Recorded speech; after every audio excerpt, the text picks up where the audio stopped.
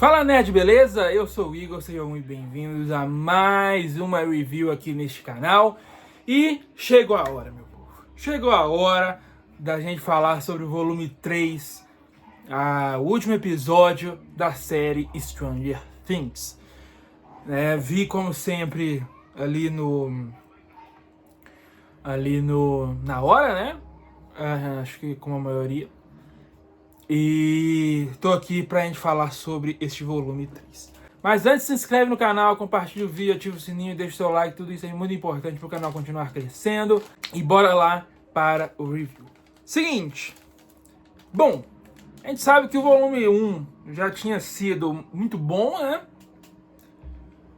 O volume 2 tinha sido aquela porcaria. E aí a expectativa pro volume 3 despencou completamente, né? Mas mesmo assim ficávamos na expectativa de ser um volume 3 digno de toda a série, né? Um episódio final digno de toda a série.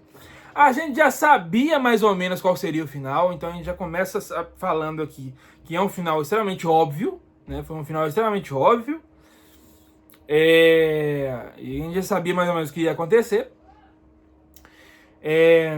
Então a gente já sabia mais ou menos, como eu falei, o que ia ser feito nesse final. Mas como eles iam fazer isso, né? Então, assim, até porque, é o que eu falei, a expectativa tava lá embaixo, né? Mas ainda tinha expectativa, né? E aí vem o volume 3. Bom, eu acho que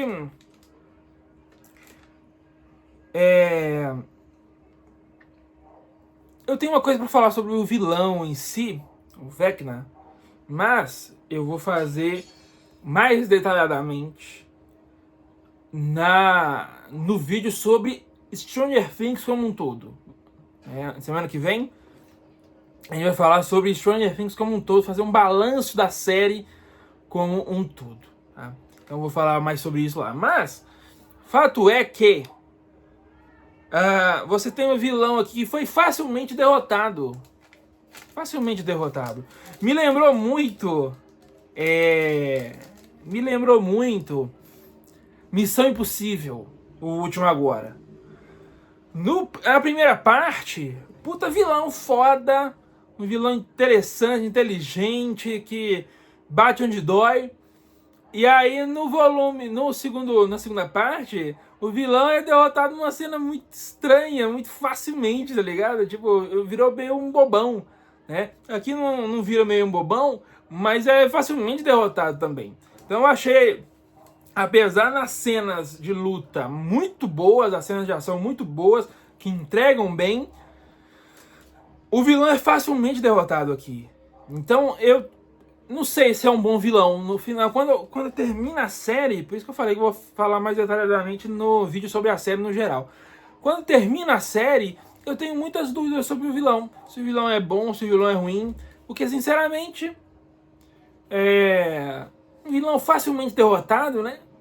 Muito fácil. Não teve ameaça nas lutas finais nessa temporada. Com o vilão aqui no volume 3, não teve ameaça nenhuma. Tipo, você sabia muito bem que não ia acontecer nada. Não tinha ameaça. Eles iam vencer. Isso era fato. Fato mesmo. Então a gente já sabia que eles iam vencer e que não ia ter muitas consequências, né? E isso tira muito da série, gente. Tira muito da série. Porque se você sabe que ninguém ali vai morrer, se você sabe que o vilão, no frigir dos ovos, não oferece ameaça alguma aos protagonistas, entendeu? Qualquer motivação de você ver as lutas finais e tal. Acaba sendo uma temporada. Acaba sendo uma temporada muito mais sobre os relacionamentos do que sobre o vilão em si. E o que ele ia fazer, né? Então eu acho que como eu falei, as lutas foram muito boas, mas como vilão é fraco, na minha opinião. Pelo menos nessa temporada. Fraco. Por quê? Ele não oferece ameaça alguma. Em nenhum momento você sente a ameaça, né, concreta de caramba, se não derrotar esse vilão aqui, ele vai matar todo mundo, ele vai matar o mundo inteiro. Você não sente isso em momento algum nesse volume 3, em momento algum. Né? Então, eu achei, é o que eu falei, a luta boa, as lutas de ação, né, as cenas de ação boas, mas o vilão facilmente derrotado, que torna um vilão extremamente fraco pra mim nessa temporada, porque você não sente, a não ser no volume 1, na cena final do volume 1, que você sente, caramba, esse cara é pica mesmo. Mas isso é arrasado, aniquilado nos outros 2 volumes. O vilão é completamente descartado no volume 2 e 3. No sentido de, não tem ameaça alguma, ele não oferece ameaça alguma aos protagonistas. Alguma. E outra, esse volume 3, a gente já sabia também, voltamos ao início ali, que a gente já sabia como é que ia ser o final, a gente já sabia também que seria um final cheio de furos, cheio de questões não resolvidas. Isso era fato. Eles deixaram muita coisa a se resolver no último episódio de 2 horas e 8 minutos. Se eu não me engano, passou tão rápido, né? E eu acho que são mais ou menos isso, 2 horas e pouco. 2 horas e 8, mais ou menos, enfim. Então, assim, deixaram muito pra pouco episódio, né? É um só de 2 horas e 8. Então, eu já sabia que ia ser mais ou menos com muitos furos, né? Olha só, por exemplo, né? A questão do vilão aqui. Aproveitar que a gente tá falando do vilão. Cadê os Demogorgons? Cadê? Tava no mundo onde os Demogorgons existem. Vieram de lá. E nenhum aparece em momento algum para perseguir as crianças, para perseguir os meninos. Cadê? Entendeu? Então, assim, cadê os Demogorgons? Então, assim, é um furo, né? Um furo de roteiro, assim. Não faz sentido não aparecerem aqui quando o Vecna e o Devorador de Mentes estão em ameaça, né? Em tese. Então, acho muito fraco, assim. Em termos do vilão, né? Do Devorador de Mentes e tudo, muito fraco. E não oferece ameaça alguma, não passa a sensação de ameaça alguma. Né? Enfim. Bom, justiça seja feita aqui, eu queria falar isso, né? Porque no volume 2 a Millie Bob Brown, porra, uma atuação fraquíssima, sem expressão alguma, zero. Aqui melhora, tá? Eu acho que o Finn também melhora aqui nesse volume. E eu acho que a Mira também melhora bastante. Não a ponto de ser uma atriz fantástica, né? Como a Sage, por exemplo. Não chega no nível da Sage, né? Mas pelo menos se esforçou, né? nesse volume 3, então já tá melhor, né? Então a Millie melhora aqui nesse volume 3, com certeza.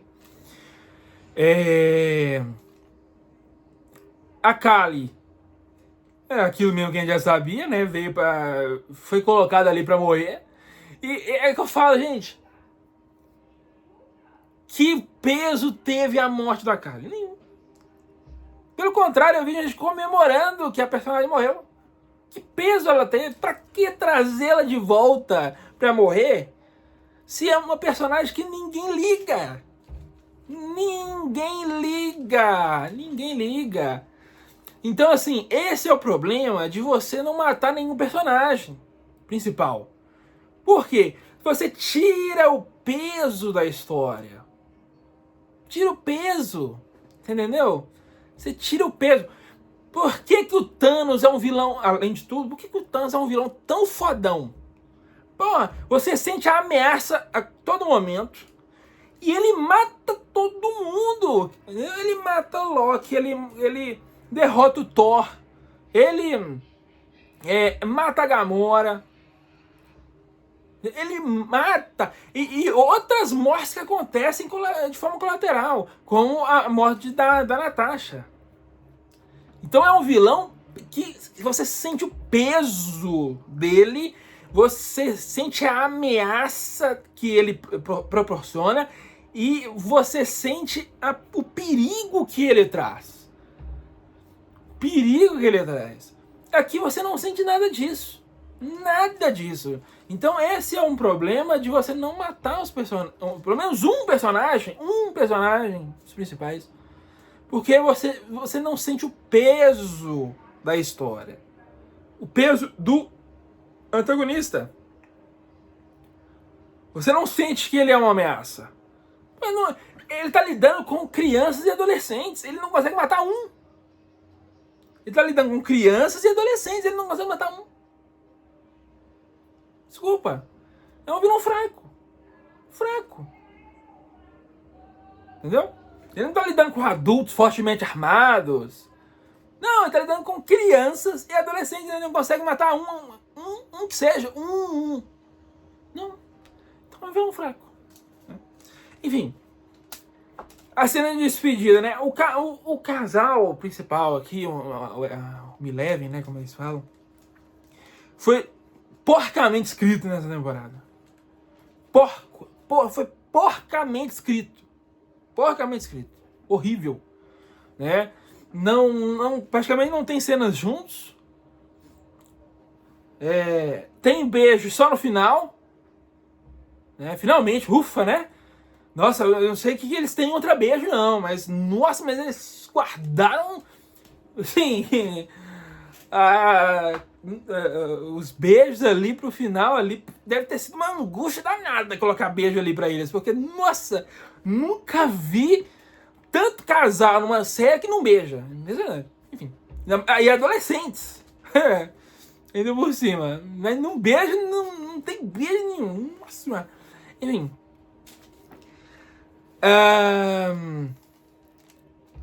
E assim,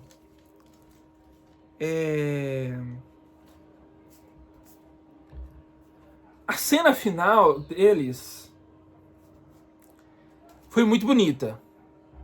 Foi muito bonita, foi emocionante, né? Os flashbacks foram muito bem montados, foram bem feitos.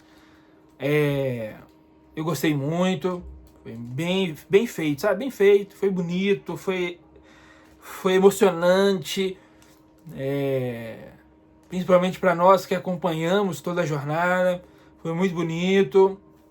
Como eu falei, era óbvio que ia acontecer, mas foi muito bonito, né?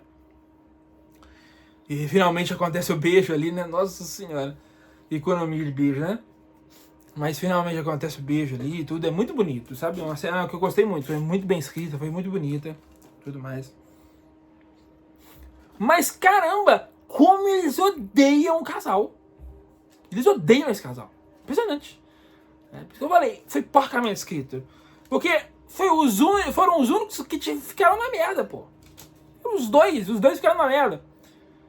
E aí isso me tira a vontade de reassistir. Eu tava vendo no X, né? O pessoal falando disso, que não vai reassistir.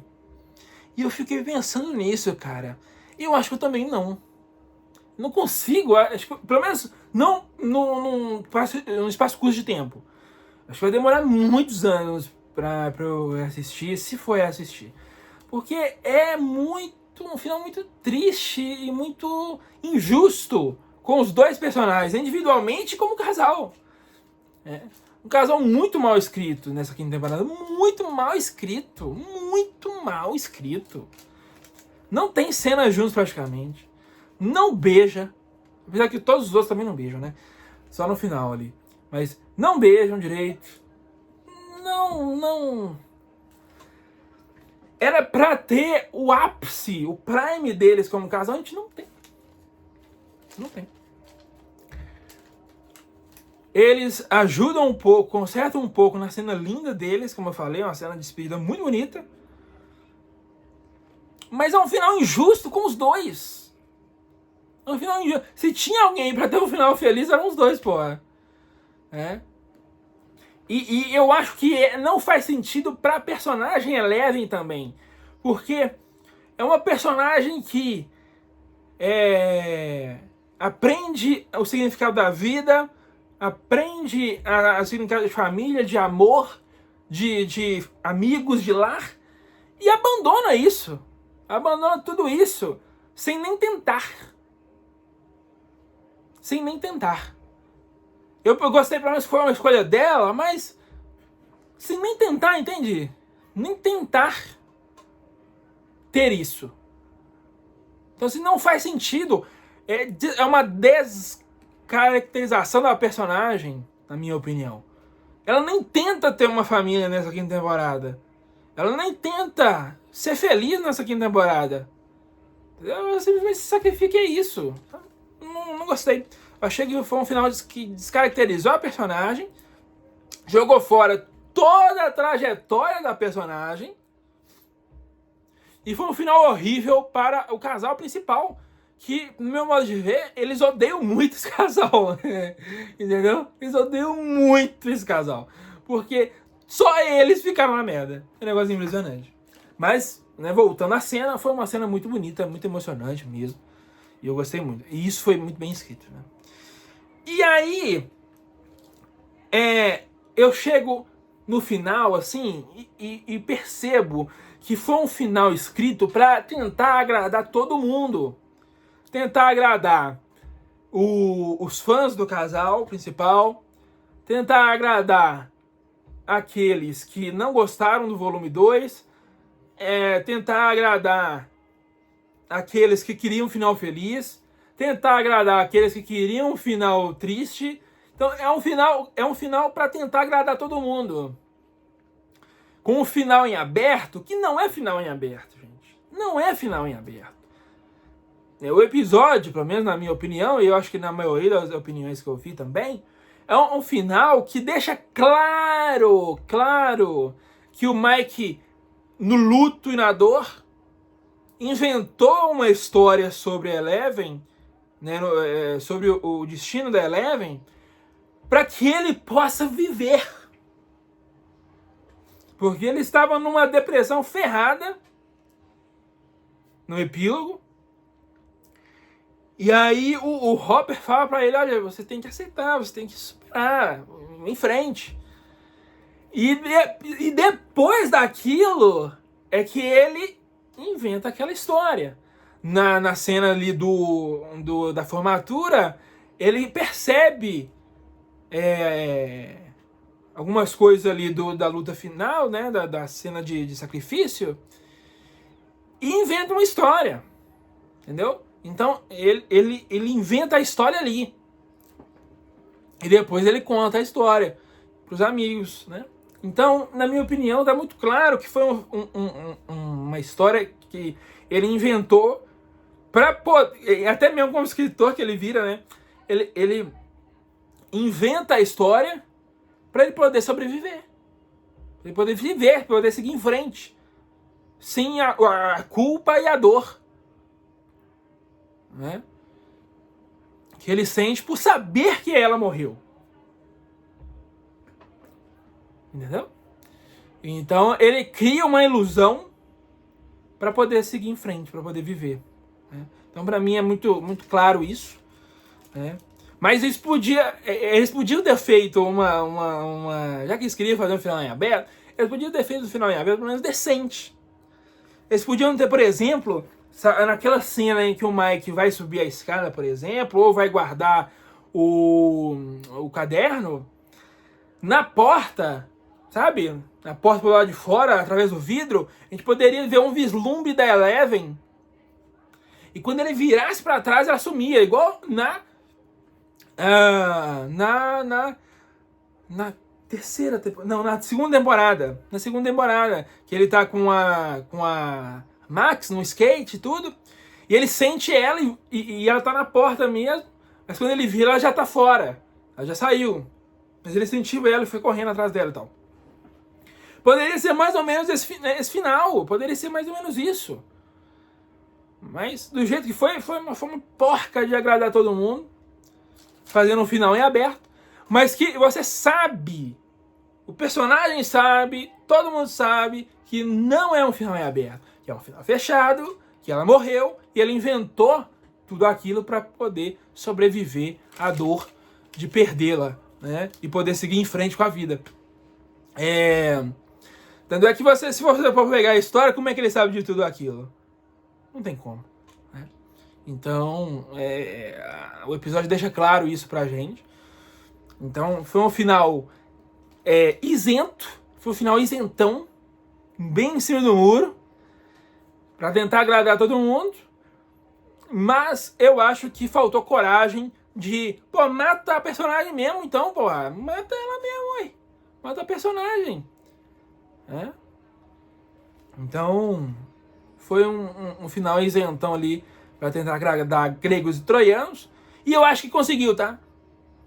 Eu acho que conseguiu. Acho que foi um final que conseguiu agradar minimamente todo mundo. Tá? Então, eu acho que é um volume 3 que conserta a cagada que o volume 2 fez. Conserta a cagada. Mas também não consegue chegar ao ápice. Eu acho que é um final ok. Tipo, ok. Não é um final nem, meu Deus, que bosta. Nem um final, meu Deus, que foda. É um final, ok. Beleza.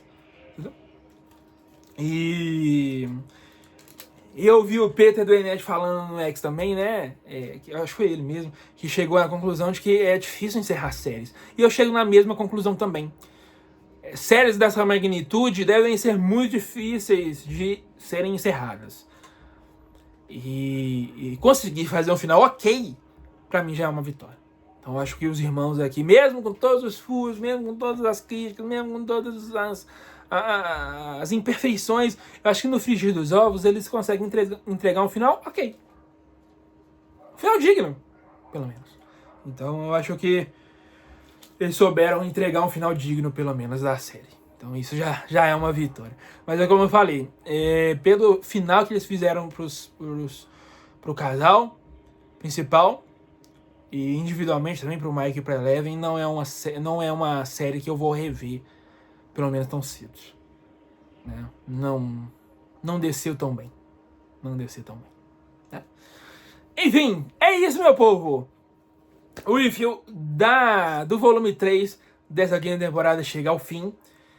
Semana que vem, como eu falei, vamos fazer uma análise mais completa e geral sobre a série como um todo. E eu espero que vocês gostem também, tá bom? Muito obrigado pela companhia de todos vocês nessa review de hoje. E a gente volta na semana que vem, tá bom? Muito obrigado de coração e até lá.